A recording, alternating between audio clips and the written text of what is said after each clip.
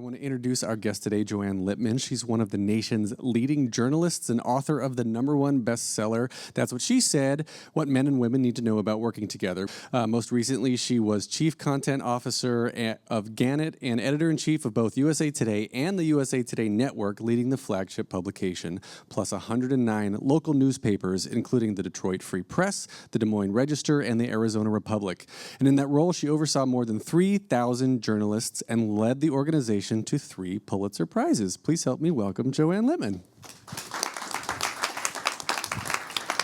Thank you. Thanks, Alan. Thank you guys for having me today. It's actually really cool for me to be here because my book, That's What She Said, which is about closing the gender gap, I actually started the research here at Google. I hope you guys all have a chance to read it. There's a chapter about and what I learned about unconscious bias and unconscious bias training while I was here.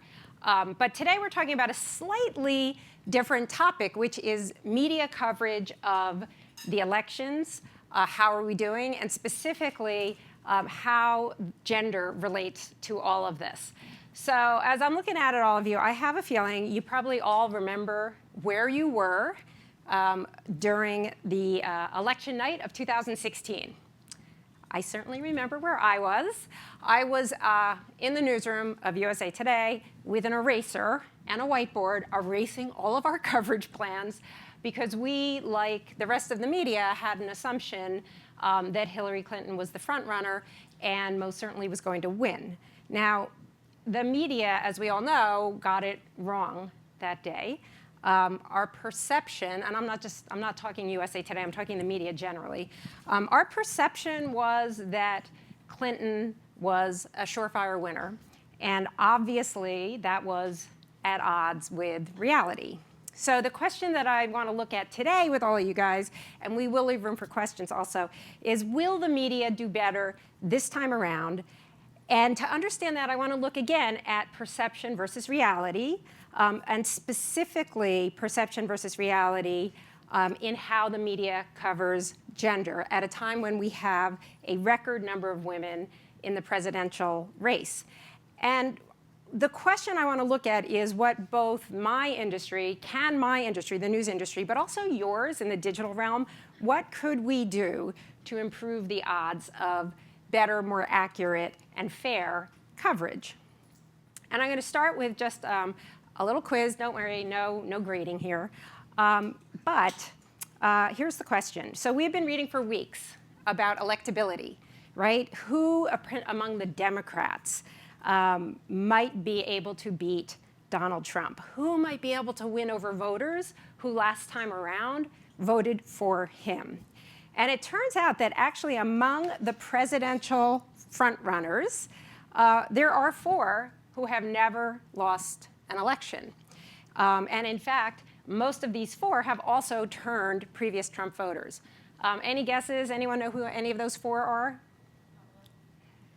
Actually, the first and foremost would be Kirsten Gillibrand. Kirsten Gillibrand actually, in this most previous re-election campaign for her Senate campaign, she turned 18 counties that had voted for Trump before. And not only that, the New York Times reported that she actually in 2012 received a higher share of votes in New York than any other statewide candidate before or since, including Governor Cuomo, including Senator Hillary Clinton, and even including Barack Obama.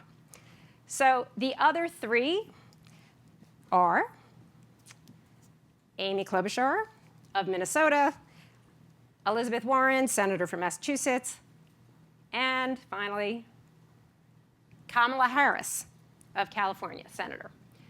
Notice anything about these 4? Right? All women. So that's the reality. This is what we're seeing. However, what's the perception in the press? And this is something we know because Northeastern University is actually has a project where it has been following, it's called Storybent, and they're following media sentiment of the top candidates. And they do this by they're analyzing mainstream news outlets like the Times and the Washington Post and CNN. And so let's take a look there at who are the top candidates who are getting the most positive media sentiment. Number 1 is, of Cory Booker. Number 2, Pete Buttigieg. Next, we have Bernie Sanders. And finally, we have Beto O'Rourke. Okay, those are our top, most positive media coverage. Who's at the bottom? Who are the 4 at the bottom? Kamala Harris, Elizabeth Warren, Amy Klobuchar, and bringing in dead last, Kirsten Gillibrand. So clearly, there's a little bit of a perception-reality divide here. Now, this Northeastern study, it's ongoing.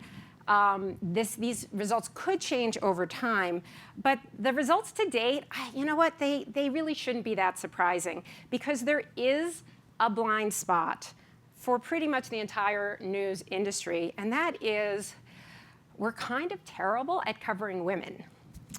Now, to understand why, we actually need to understand who is the media. And the fact is that if you look at the entry level, if you look at who is majoring in journalism and mass communications, 2/3 of those people are female. But then you get into the newsroom, and 63% of all news coverage is written or produced by men. On television, male on-air journalists outnumber their female counterparts by almost 2-to-1. On Twitter, there was a recent study that political male reporters, this study found, almost entirely ignore their female counterparts. They retweet, repost, reply to other male journalists at a rate of about 3 times more than they do female journalists. And then if you look at editors-in-chief, the numbers are even worse. The vast majority of editors-in-chief of news organizations are male. I'm one of very few women who's had the opportunity to lead a major news organization. And if you look at racially, 90% are white. The Washington Post, the Wall Street Journal have never had a female editor-in-chief. The New York Times, in 167 years, has had 1. Television, not a lot better. Both NBC and CBS recently did elevate their first female news chiefs, but it was only after they both lost multiple men at the top of their news divisions because of sexual harassment scandals. And by the way, you may have read about CBS's new chief, because she has been hailed, Susan Zirinsky is her name, she has been hailed as an icon and a legend. And in fact, she's 66 years old. She's been at that network for 46 years, which means she actually started working at CBS a year before the guy she replaced was born. So what took so long, right? So that in itself actually tells us something, because this is one of the hallmarks of women in leadership, and this goes beyond the press. This is actually all women in leadership. The research shows us that women who do get the top job, very often they only get it when a company is in trouble. There's actually a name for this. There's a couple of British researchers. They came up with a phrase, it's called the glass cliff. And what the glass cliff means is women only get that top job when a company is in precarious condition, and that generally, if they can't save the company, they are marched right off the glass cliff. So we obviously have an issue here with a lack of female leadership in newsrooms. And that might be why, as a corollary, we also see that male voices dominate news pages and the airwaves. So in the UK, Canada, and the United States, there's been research done on all of them that found that 75% of the people quoted on front pages as experts are male. If you look at the Sunday morning news shows here in the US, 70% of the experts on air are male. There's actually a Canadian nonprofit that I learned about. It's called Gender Gap Trackers, and they keep a running real-time tally of gender in all of Canadian media. And before I came here, I just grabbed a screenshot from this organization. And let's see if we can get to the next slide. There we go. 74% across all Canadian media this week, all male voices. There actually was a study of English language news sites globally, all around the world, that found that 77% of all the people we even mention in news coverage are men. And the researchers concluded, and I'm going to quote you directly because it was so astonishing, they concluded that women are routinely marginalized and symbolically annihilated in news coverage. Think about that, right? Half the population symbolically annihilated in news coverage. And it's even worse for women of color. If an alien landed in the United States and studied the human species just based on our news reports, it would report back to its leaders that our planet is literally a world of white guys. So that homogeneous makeup, it isn't just about who runs the news and who's in the news. It actually skews what we view as news. I mean, that's what we do as journalists, right? We're essentially gatekeepers, thinking about what is news, what's not, determining what is important, who is important, but also what's not important, what's trivial, what is not serious, right? And we see how that plays out because it impacts not only what we're covering, but also kind of as a mirror on society, how society in turn views itself. And I just want to give you one example of how that plays out, and that is in coverage of the Me Too movement. Because I give so much credit to the New Yorker and the New York Times for breaking the Harvey Weinstein story that actually is the one that kicked off this huge explosion in Me Too coverage and really changing how society thinks about sexual harassment.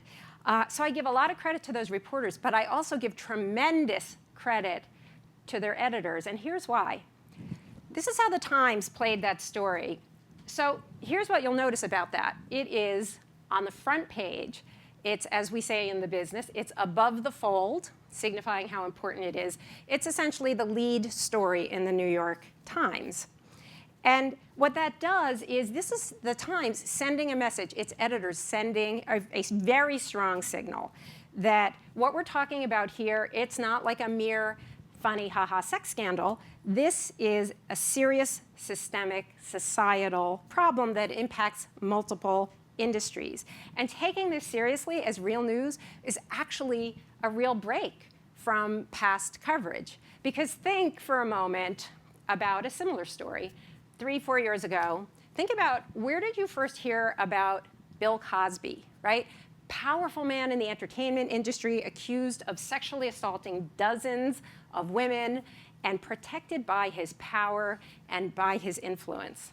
You probably saw it in a tabloid or heard about it from late night comics. It was a sex scandal. It was really, really juicy, but it was not serious news. And frankly, we should have seen it in the media. We blew it, honestly. And I include myself in that, I have to say, because I accepted the conventional male-driven news wisdom that sex scandals aren't real news. They're not hard news. We wasted an opportunity with Cosby to dig in and understand that he was a symptom of something much larger, a larger societal crisis impacting millions of women. We should have known better. And perhaps if we did have a few more women at the top of the news industry, we would have. Now, I'd like to think we've made progress since then, and I know we have made a lot of progress since then, but sometimes I also feel like we take 2 steps forward and like 5 steps backward. Consider for a moment how we have been reading and seeing the Stormy Daniels saga. Now, as we know, that story is about potentially illegal campaign contributions to the President of the United States by the president's personal lawyer using Trump Organization credentials. Now, just take one look at this. Tell me, is that the story CNN is telling us? Perhaps not, right? I don't think that's the story that most people who are casually watching their CNN are taking away from that coverage. But it's actually not just how we tell stories, but it's also what are the stories that we're not telling you. So here's a quick, really recent example. How many people here, show of hands, how many people have you read about a new group? It's called the supermajority. I see no hands, and don't feel bad, don't be surprised, because it was announced about a month ago, but its creation was maybe half of a blip in about a quarter of a news cycle. But it actually should have been pretty significant, because what it is a new powerhouse group of female political activists focused on female political empowerment, because women do make up the supermajority of voters, the vast majority of voters in this country. And it's led by these powerhouse women, including the former head of Planned Parenthood, including the co-founder of Black Lives Matter. And when they announced it, they called it, "This is a woman's New Deal." But the New Deal has gotten pretty much a raw deal in the press because it has mostly ignored it. But the thing is, in the media, we actually kind of know that we're kind of sexist.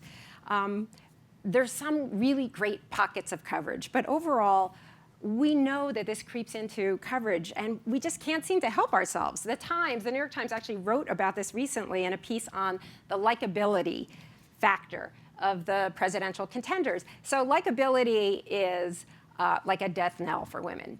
Anybody who's read or heard Sheryl Sandberg, you know that as women rise in power, they become less likable while men become more likable. So this piece in the Times, it noted positive coverage of Biden, even though he's blown 2 previous presidential bids. It talked about its own admiring coverage of Bernie Sanders. It talked about how Pete Buttigieg is considered very authentic, and contrasted that with how Kamala Harris, even in its own pages, is called hard to define. Warren, all over the place, is called just not likable enough. And then, taking the cake, of course, is Amy Klobuchar, who the Times itself, in a front page story, talked about what an awful boss she is. Klobuchar's taunts and temper stand out in a sea of tough bosses. Now, I will say the story went out of its way to stress, hey, we're not being sexist. It quotes former anonymous aides saying that their concerns should not be construed as gender bias. And I know I have a lot of friends at the Times, and I know they vetted this story incredibly carefully. So fair enough, right? So maybe she's an awful boss. But Washington Post columnist Jennifer Rubin, she just wrote in the past week or so, she wrote about the irony of this in her recent column, because she noted that there's actually another leading candidate who in a documentary was seen, and this is on the record, on tape, not anonymously, being the boss from hell, berating staffers, humiliating one of them in front of all of her colleagues. Then the candidate was even caught on camera acknowledging being, and I quote, a giant asshole. Any guesses who that candidate is? Beto O'Rourke. Now, this was him during his 2016 Senate race. So what Rubin points out in this column is, Klobuchar may indeed be a brutal boss, but there haven't been any comparable stories about Beto O'Rourke being a tough boss, certainly not on the front page. There's nobody dissecting his taunts and temper.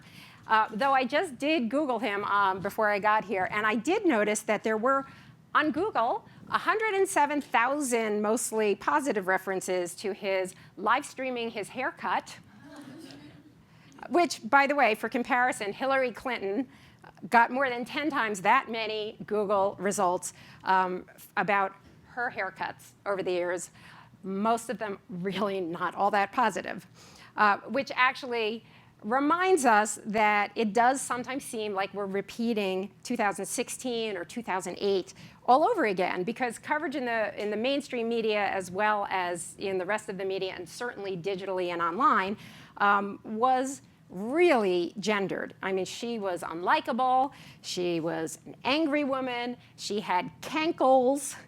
She was castrating. She reminded men of their nagging wives.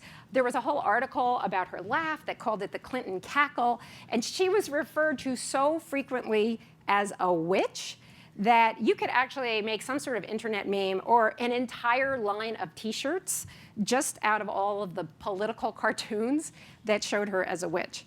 Now, The issue we have here, unfortunately, is that we still have a lot of this bias with us today, both in terms of language, but also in more subtle ways. And press coverage, often unknowingly, even when it's reported by female journalists, routinely reinforces a lot of these stereotypes. And a lot of what we're talking about is unconscious bias. And I know that you guys talk about that a lot. Who here has had unconscious bias training? Right? Probably most of you. And so you all know unconscious bias is those biases that are built, that are so deep inside of us, buried deep inside of us, so we don't even realize they exist. And we all have them. Men have them, women have them, black, white. And it just creeps into our everyday lives in these very subtle ways. So you really have to be on guard for it. And part of the corollary of unconscious bias is what researchers have found when they look at coverage of men versus women, and what they see, it's not just in the coverage, but just in our attitudes toward men versus women, they see a respect gap, right? So if you put a man and a woman in the same job, for example, and they have the same responsibility and the same title, the man will actually have more influence than the woman will.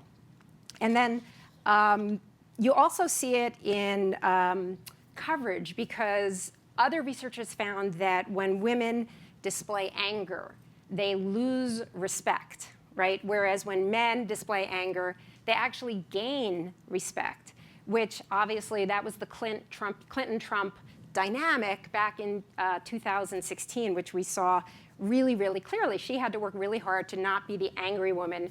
And he went out there saying he was angry. He owned it, and it really, obviously, really worked for him. And then the other thing is that women are penalized when they talk about their own achievements, which makes it really hard when you're running for office to not talk about your own achievements. Whereas men are rewarded for doing exactly the same thing. Also, women's mistakes are remembered longer. They're noticed more. When things go south, they are blamed more than men. The Rockefeller Foundation actually looked at press coverage of companies that were in trouble, and it found that if the company had a female CEO, 80% of news reports would blame her personally, whereas if it was a male CEO, very few of them blamed him. And female leaders also, they end up getting much more online abuse.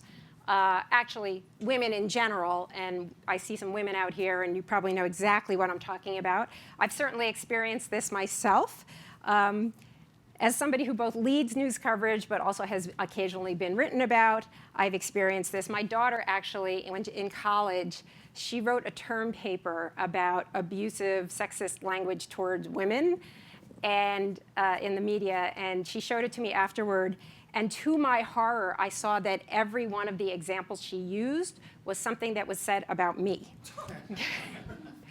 But I am not special, because this happens to all women. Actually, the Guardian, the British newspaper, it did an analysis of 70 million comments on its own website, and it found that the majority of commenters were white men.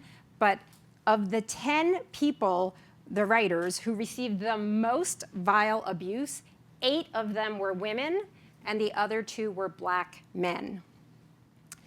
So probably everybody in this room has experienced some element of this respect gap. For example, women are interrupted 3 times more frequently than men are. Northwestern University actually studied the Supreme Court and found female Supreme Court justices are interrupted 3 times more frequently than male justices. And then there's that thing that happens when you're the minority in the room, which I would imagine here most women know the feeling of being the minority in the room, where you feel like your voice isn't heard. That is actually not your imagination. This has been shown in studies. If you're brave enough, maybe show of hands, because when I speak to groups, I often ask, particularly the women, for a show of hands. How often have you experienced the following? You say something in a meeting, and nobody seems to hear it. It's like crickets. And then 2 minutes later, a guy repeats exactly what you just said, and everybody turns to him, and they're like, hey, Bob, great idea you had, Bob, right? So usually like 100% of hands go up, including mine, because it's happened to me about 1 million times. And I used to think it was just me, but it actually is women. So all the issues we're talking about, and these issues that creep in, and it can be incredibly unintentional, unconscious, but they creep into our coverage of women. And unfortunately, this is all exacerbated in the digital world. Now, we've been hearing a ton lately, of course, about deep fakes and Russian interference and bad actors who are spreading misinformation, which is a subject that I would love to come back another day and talk with you guys all about. That's an amazingly huge topic. But as we saw last week, we actually don't even need interference or sophisticated technology to create misinformation and fake news. Many of you probably saw last week or heard about the Pelosi drunk video, right? This was incredibly easy to do. It was somebody took a video, slowed it down, and made her appear to be stumbling and stuttering. Now, it was outed as a fake, called a dumb fake, almost immediately, but not before it was retweeted by Rudy Giuliani and viewed by multiple millions of people online.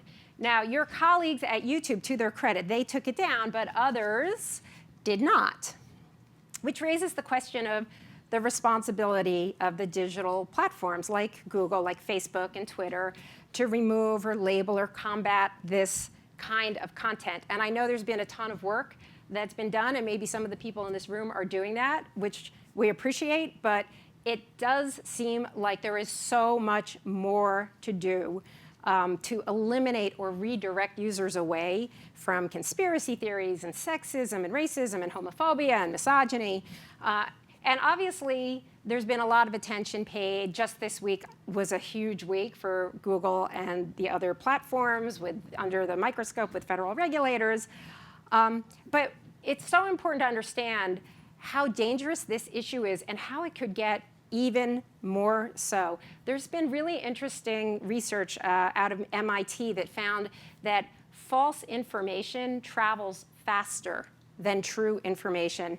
And not only that, among news stories, fake news stories are 70% more likely to be reposted, retweeted than true news stories. And then meanwhile, there's been other research that shows that the emotion that travels fastest, and many of you probably know this, it's not happiness or joy, it's not puppies and babies, it's rage, it's anger and outrage. And because so much of digital media relies on viral content, it's built into the business model, right? The more viral the content is, the more eyeballs it attracts, the more advertising it can attract, the better the advertising rates. All of that makes sense in a perfect world, but we're not living in a perfect world. We're living in a world where all of us as users are basically being incentivized to share information that sows rage and division and perhaps is false. And this is a huge problem. But even if we step back from all of that and just look at the most benign use of digital tools, we see that a lot of what we see in the digital world ends up reinforcing, mirroring what we were just talking about in the news coverage. So just a quick few examples that are apropos for Google, because I do speak to a lot of audiences, lots of business leaders. So while I was working on That's What She Said, I was putting together a presentation for CEOs. So I went to Google Images, I needed a picture. I go to Google Images and I type in CEO, and here's what I got. Who can see the only image of a female on the front page of results there, right? CEO Barbie. So now, to be fair, this was a couple years ago, and I thought, I'll bet you things are different now. So just a couple days ago, I did the same search, and here's what I got. Okay, CEO Barbie's not there anymore. Okay, that's good. But it's still almost all men and almost all white. And I thought, well, maybe that's an outlier. So what about boss, right? What does boss look like? Not a lot better. So then I thought, okay, it must be different for politicians. I mean, we are at a historic moment in time. We've got so many female politicians. We've got all of these female candidates who we're talking about today. So I type in politician. Almost all male. In fact, I think 100% male and almost all white. And then we're talking about the news coverage of these politicians. So I put in TV news analyst. 100% male, 100% white. And I could go on, but basically, Pew did a survey recently, and they looked actually at 105 different jobs on Google Images, and they found that men are overrepresented kind of across the board. Now, this reflects society's biases, obviously, our unconscious bias, but it also reflects what's going on here, right? Because, I mean, the images are spit out by algorithms. The algorithms are written almost entirely by men. And we know across the board, and this is not a Google-specific issue, but we know that bias has crept into coding sort of across the board. One of the most famous pieces of research done on this was at GitHub, which is an open source coding platform, which means anybody can submit code and it can be accepted or rejected, ostensibly based on merit. But researchers did this really interesting experiment where they submitted code anonymously. And they found that the women's code was accepted at a greater rate than men's code. But then they put the names back on, and suddenly the men's code was accepted at a greater rate than the women's code. So they concluded that you could say, hey, women are better coders, but only if nobody knows they're female. So on top of that, we've got new and emerging concerns about artificial intelligence and machine learning that could double down on these biases potentially. I mean, we've already heard that facial recognition software has a harder time recognizing black faces. Amazon recently had to abandon an AI recruiting tool because the program had learned to not like women because it was looking at previous resumes and hiring patterns. And then meanwhile, the UN concluded just this week that Amazon's Alexa and Apple's Siri perpetuate negative gender stereotypes because they're eager to please, they respond to blunt comments, and they don't flinch when they are abused. Not great, right? But getting to the good news here is there actually is something that my industry, and actually yours as well, there are things that we can do to combat this and that will actually make a difference. And I want to talk about a few in the news industry specifically. Because first is, we just need to bring more women into leadership. I started, like women at the entry level, there's a lot of them. And I've watched a couple of generations now of women who are so talented, but somehow get stuck in the middle or somehow just don't reach their full potential. And I've been in so many news meetings where it's run by a guy, the people who speak are primarily men, the women are sitting on the sidelines, and what you end up with is a lot of groupthink about what is our news coverage. But I've also seen in a number of newsrooms, especially my own, where it's astonishing what happens when you put either a woman or a person of color into that leadership role, because suddenly it transforms the dynamics of the room. And people who had felt marginalized before and afraid to speak, suddenly they're speaking up. And it actually changes what we cover and how we cover, and it brings in this whole fresh perspective, and it really helps to break down that dangerous groupthink. It's an amazing thing to see. Now, I have to say as a caveat, because every time I do one of these talks, a woman afterward will raise her hand and she will say, well, I have a female boss and she sucks, right? Always. And to that, I will say that female leaders are not necessarily more fair to women. Sometimes the reverse is true, but what I say to that is bad bosses are not gender specific, right? The good ones come in both genders, and so do the bad ones. Just putting that out there. But the other thing that we really need to do is to diversify sources. Who do we call on? Who do we position as authorities? And I will tell you that actually men are much more likely, when you're covering the news, they are more likely to want to talk to you as a reporter. Women, for some reason, are more hesitant as sources. So we actually have to work a little bit harder to make sure we know who we're quoting, that we're not just going to the dial-a-quote, the people who are really easy to get to, who want to talk to us. There are reporters and columnists now who have just started counting. This is an amazingly, it's easy, it's a great fix. At The Atlantic, there were 2 writers who crunched the numbers. They found that 75% of the people they were quoting were male. So one of them was a science reporter, Ed Young, and so he decided he wanted to correct the imbalance. So how did he do it? All he did was he made a spreadsheet, and he just marked down and tracked the gender of his sources. And within just 4 months, he had gone from less than a quarter of the people that he quoted were female to half and half. And these are scientific experts, right? And now we're starting to see this on a large scale, which to me is incredibly exciting. There's a British broadcaster I met named Ross Atkins, and he hosts a show that's very popular in the UK. It's called Outside Source.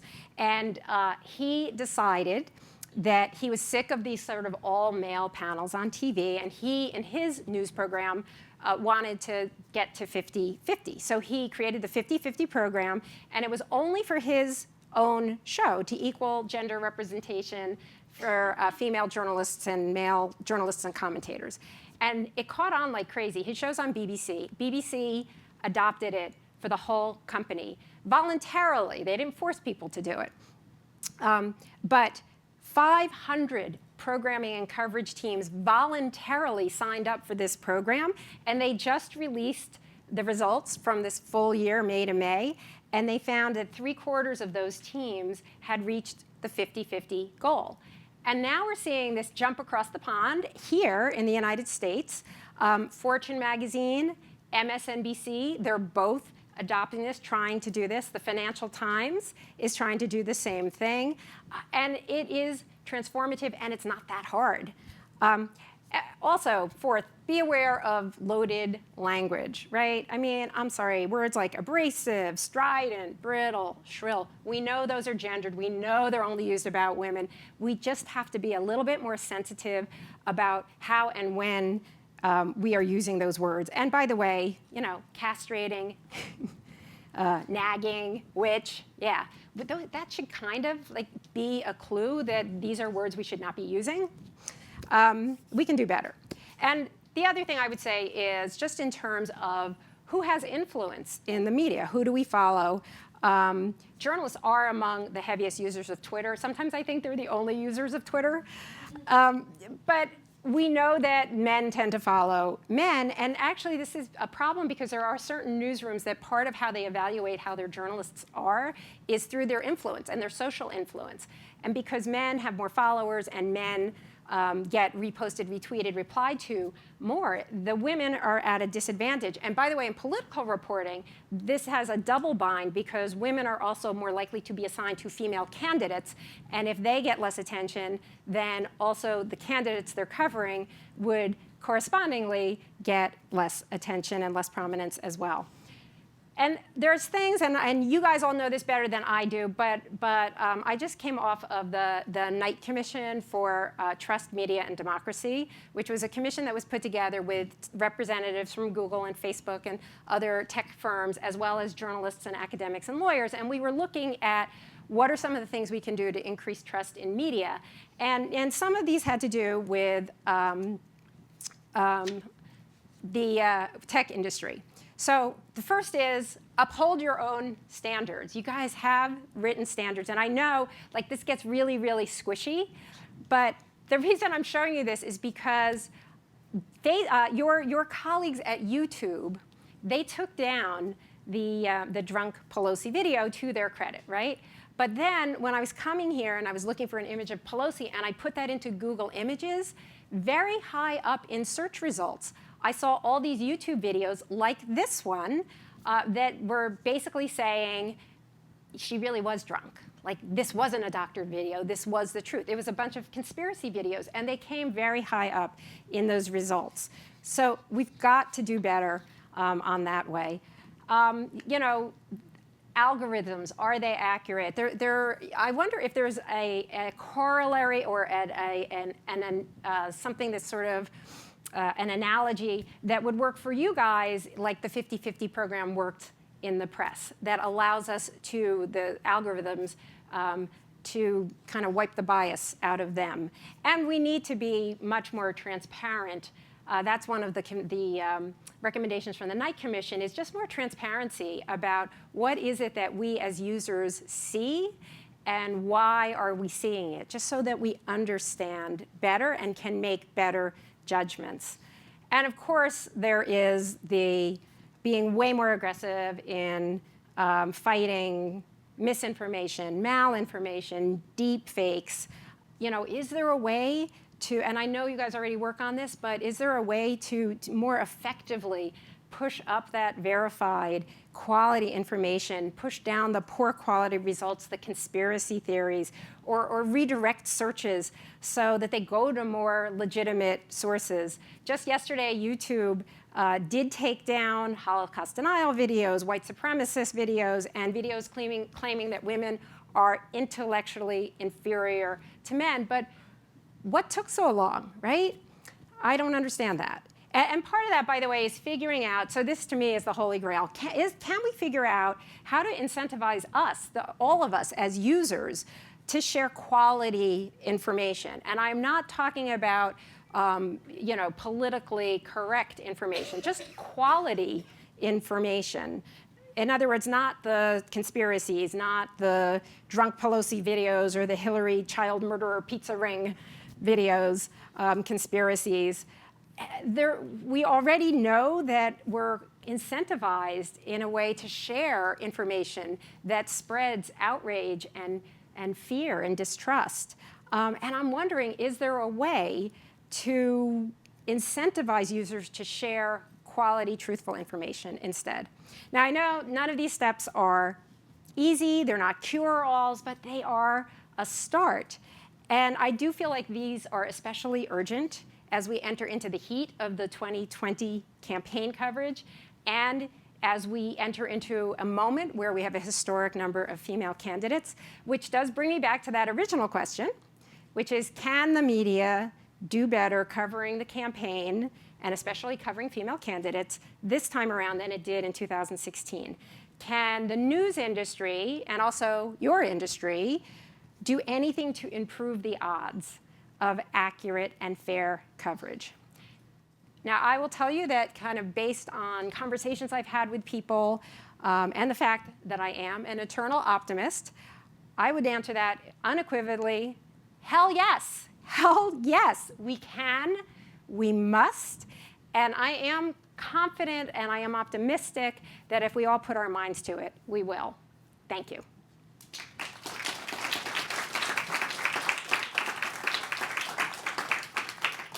And I think we have some time for questions. I'll ask a question. Hi. Is there any correlation between women being reluctant sources and online abuse and things like Gamergate and just like physical threats itself? Oh, that's a really great question. There's a slight correlation, but it's very small. The correlation, so the online abuse does affect some female journalists who fear that, particularly when they write about hot button topics, they get a lot of abuse. But on the female sources, I think, and this is only a theory, but my theory is that female executives who are in a position to know something, it's been so hard for them to get to the position where they are, and they have had to tread such a narrow path, and they don't have the same feeling of security within their own companies, and I feel like there's a lack of confidence that they have the ability to speak out. They're just more cautious because they've had to be more cautious to get where they are. Hi. Hi. Thanks for coming. I used to work for small companies, and I'm relatively new to Google. I've been here a couple of years, and there's more focus on inclusion at larger companies, and I appreciate that. I remember getting politely pointed out that I use guys all the time and things like that, and I actually appreciated that. I've occasionally seen men, for example, police one another as far as inclusive language goes, to the point where I feel like it's silly. I'll give you an example.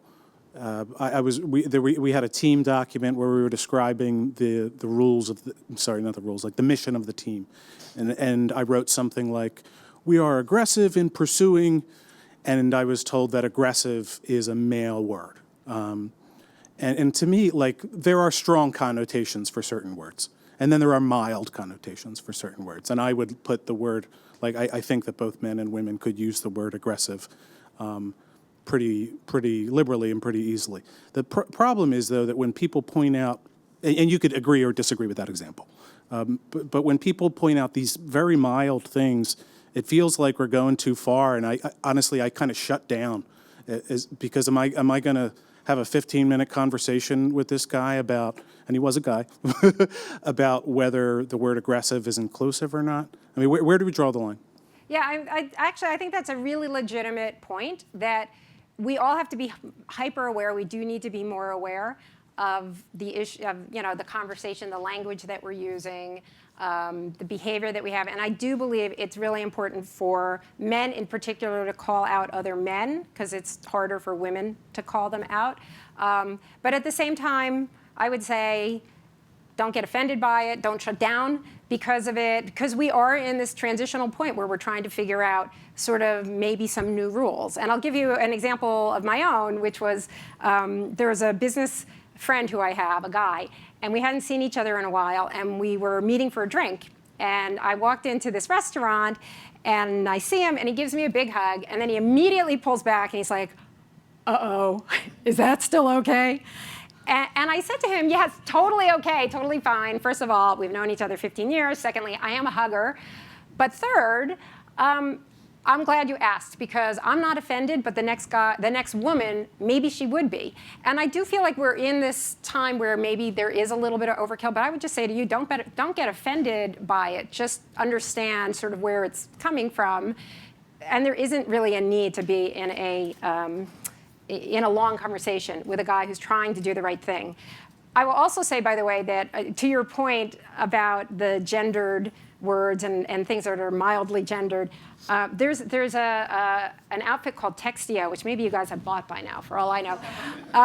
But anyway, it analyzes help wanted ads to make sure that they're not sexist. And I fed in a description, a job description that I wrote for an editor, and I had the editor in mind, and she is definitely a she. And I put in my description of the job, which was tailored to her, and I was told that it was gendered and that only men would apply.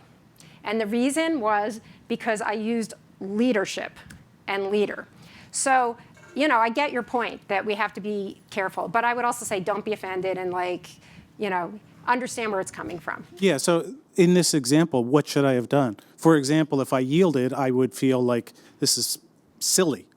If I didn't yield, then I have to have a long conversation about the fact that I don't think it's a big deal. I mean, the word aggressive was the right word for what I was trying to do. Sure, I could have come up with another word. But the thing is, if this happens relatively often, and it does, what was the right thing to do? I think if I you feel ignored it. I simply ignored it and just didn't reply to the comment, in a sense. But I don't know if that was the right thing. I think very simple, thanks for pointing that out, and then leaving it in is fine. I mean, honestly, if it's the right word, it's the right word. I don't think it's necessary to get into long or hostile conversations, and I do think it is important to understand the intent, where it's coming from. Oh, yeah, the intent I completely get. Yeah. So thank you. Hi. Hi there. Thank you so much for the information. I'm actually quite familiar with much of it. I worked at Bloomberg for about 7 or 8 years, and this was a big focus there in the newsroom. A lot of work to focus on diversifying sources and getting more female voices heard, et cetera.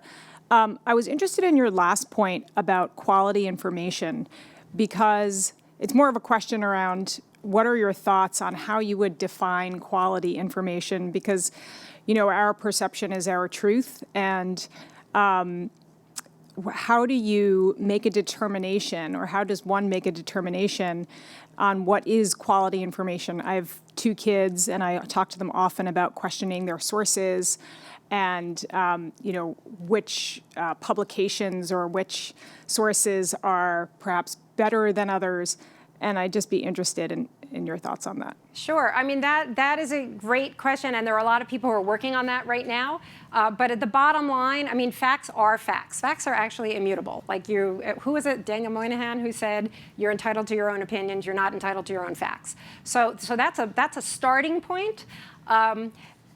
I don't think what we want to do is say you can only listen to a liberal or only a conservative viewpoint. That's totally different. Quality is the quality of the information. There are now multiple different initiatives that are going on, and actually I've been involved in several of them, and one of them Google is also involved in, called the Trust Project, which basically asks news outlets a whole series of, it has a whole series of requirements about transparency and telling us who you're sourcing and et cetera, your corrections policy, all of those things. And you get sort of a trust insignia if you fulfill all those requirements. And that's the kind of thing where, okay, those results perhaps should appear higher in your search, and the conspiracy theories should appear lower. But clearly, I think this is something that is not like a fix it and you're done. This is an ongoing, and it just has to be a super aggressive way of continuing to focus on it. I was actually at a conference of Yale, a Yale School of Management conference yesterday. It was a meeting of CEOs. And this was a big topic of conversation among the CEOs. And one of them who I was talking to said they felt like the tech firm should actually have an ombudsman, the way that newspapers have an ombudsman, just to keep focused on this issue, because it's never finished. It's something we have to be vigilant about. Thank you. Hi. Hi, thank you so much for coming today. This was so useful. And I was so happy not to see my team anywhere on the presentation.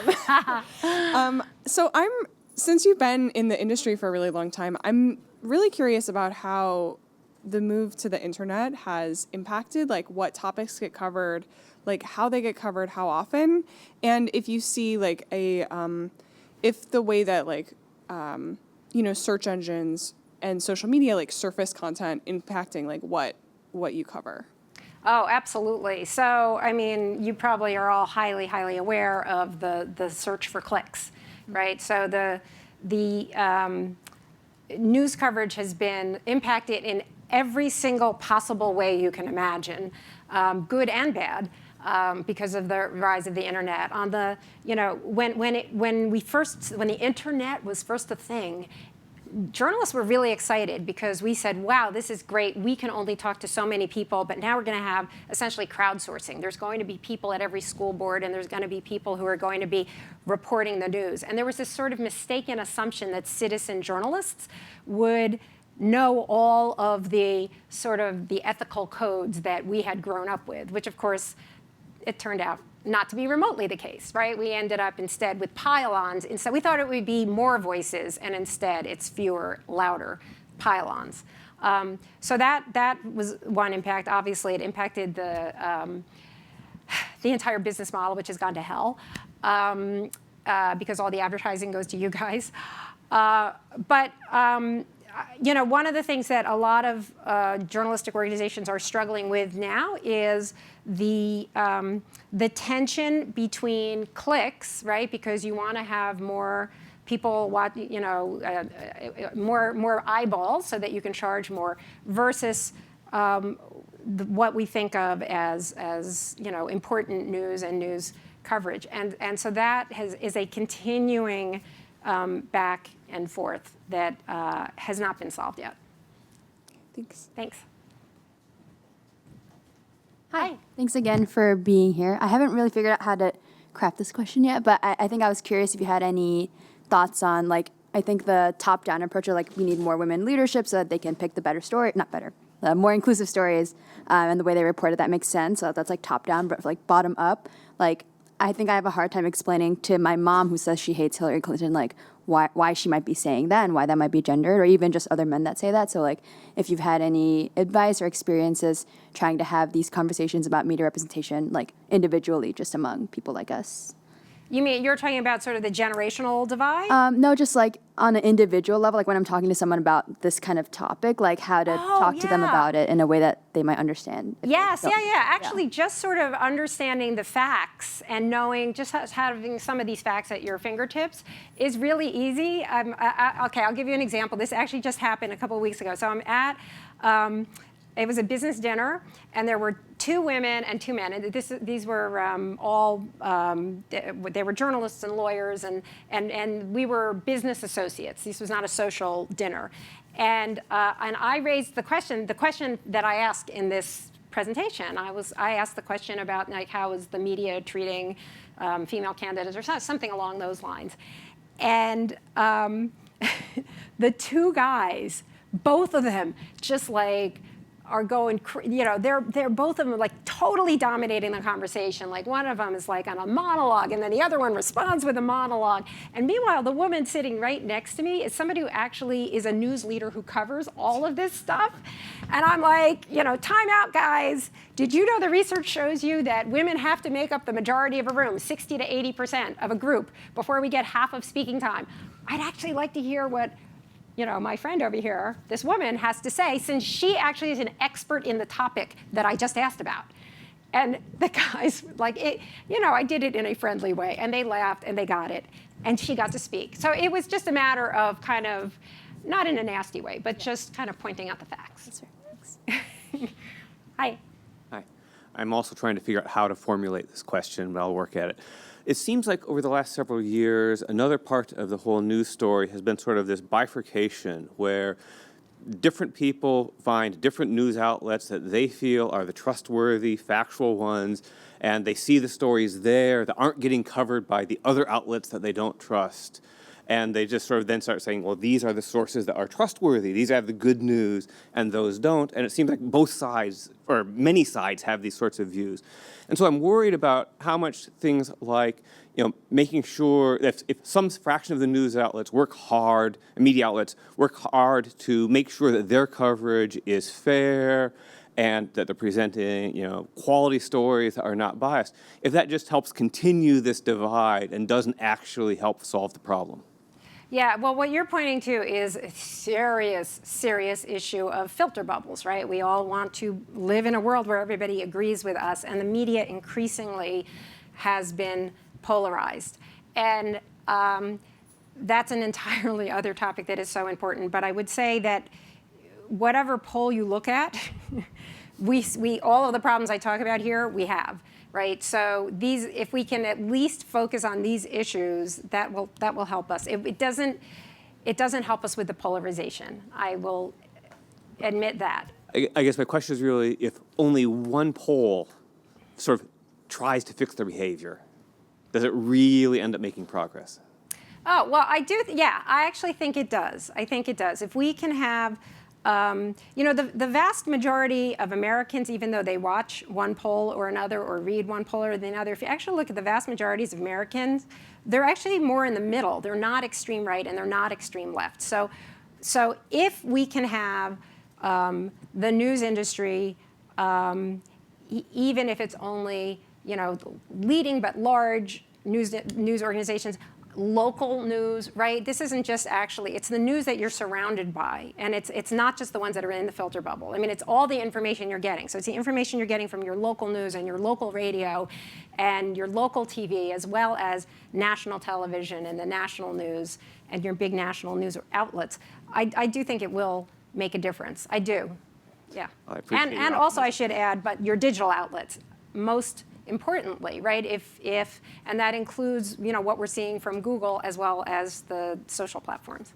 Thank you. Any other questions? I think we are out of time, but thank you guys. Thanks for having me. Really appreciate it.